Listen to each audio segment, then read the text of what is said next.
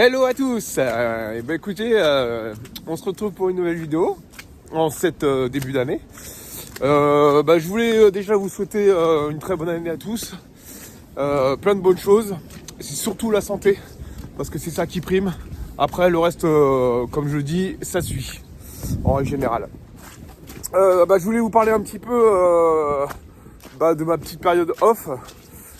Donc j'ai coupé durant ces périodes de fête. Donc il s'avère quand même que j'ai quand même checké un peu les graphiques, mais je n'étais pas à fond dessus. C'est-à-dire que j'ai pas fait de prise de position. J'étais vraiment en observation. Il y a quelques setups que j'aurais pu prendre qui étaient bons. Donc c'était plutôt rassurant. Et comme je vous avais dit sur la précédente vidéo, en fait, j'avais pas de recul par rapport à l'année dernière, comment était l'activité sur cette période-là. Du coup, voilà, j'ai pas pris de risque, je suis resté en observation. Ce que j'ai fait, c'est que je me suis occupé de faire une rétrospection de mon journal sur toute l'année 2024.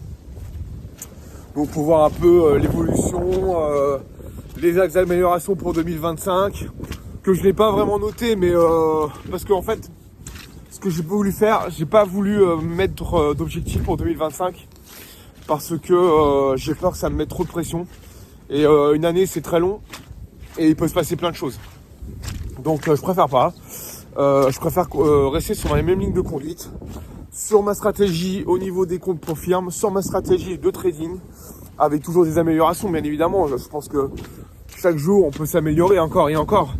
Mais voilà, j'ai pas d'objectif particulier en ce sens. Je me suis juste noté que si je dois faire une année blanche comme l'année 2024, il n'y a aucun souci. Il n'y a pas de souci pour moi, voilà, c'est que de l'apprentissage. Je suis encore en apprentissage, il n'y a aucun problème avec ça.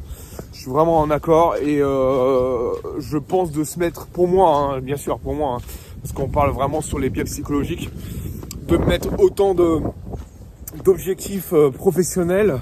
Pour moi, ça me met trop de pression. Et du coup, après, je fais n'importe quoi. Donc voilà, je préfère rester là-dessus, faire surtout le bilan de cette année 2024. Qu'est-ce qui a été, qu'est-ce qui n'a pas été, sur quoi je peux améliorer, etc., etc. Mais sans avoir d'objectif, je précise bien. Donc j'ai repris mon activité jeudi dernier, donc le lendemain du premier, donc le 2, j'ai repris le travail, j'ai repris le trading donc jeudi 2. Donc j'ai fait une première position qui était plutôt bonne. Donc j'ai eu un premier setup bon. Le vendredi, j'avais eu un setup, mais les graphiques, c'était un peu bizarre. Enfin, le price action ne me plaisait pas.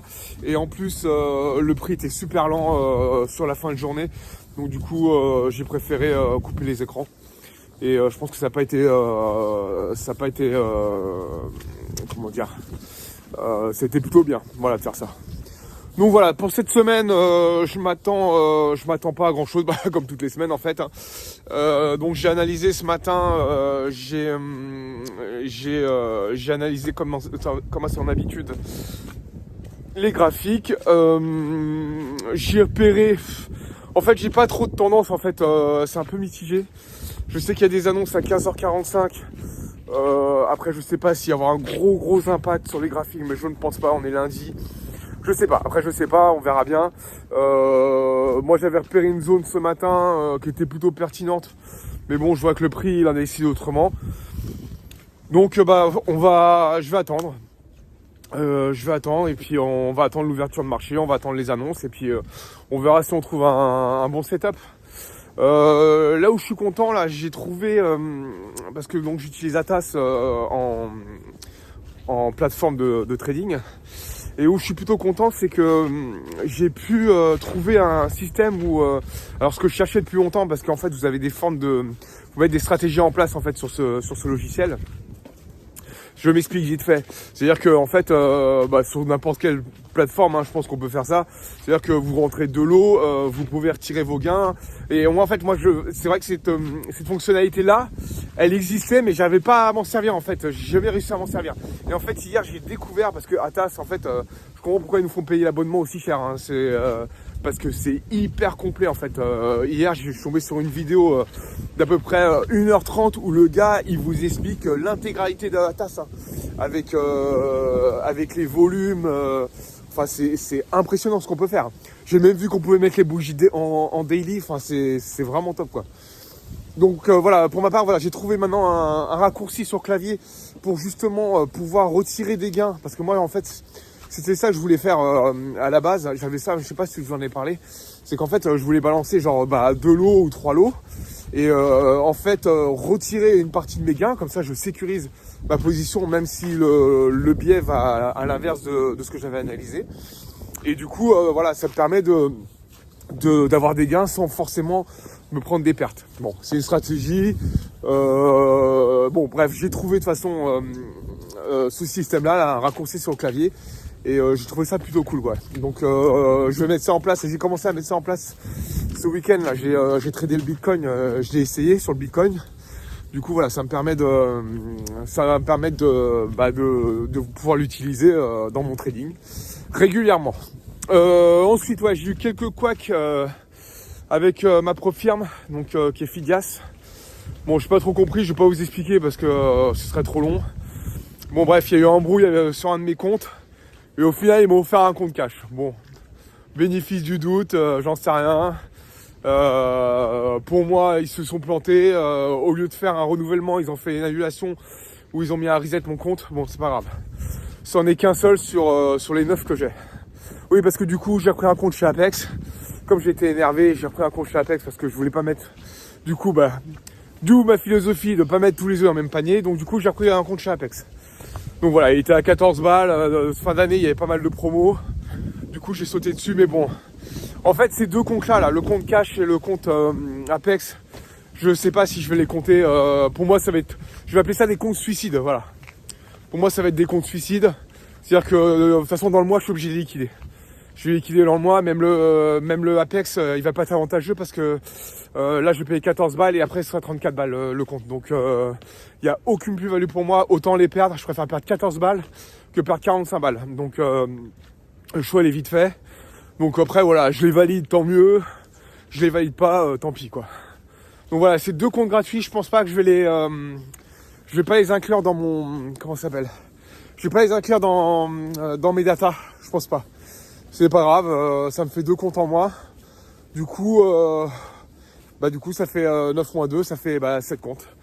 Donc du coup, je reste sur les 7 comptes, c'est pas très grave. Mais voilà, ceux-là, je pense que je vais pas les compter. Je vais les trader...